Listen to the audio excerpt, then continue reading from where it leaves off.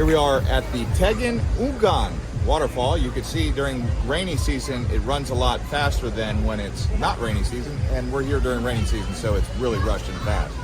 Very lush.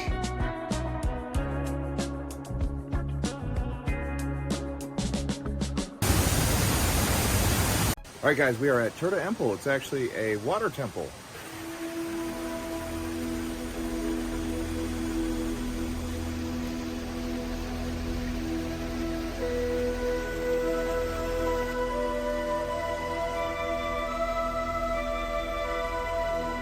What we're doing here is a ritual of purification, and you go around to each one of the baths and let the holy water from the spring cleanse you. All right, so here we are at Monkey Forest, 80,000 rupiah per person.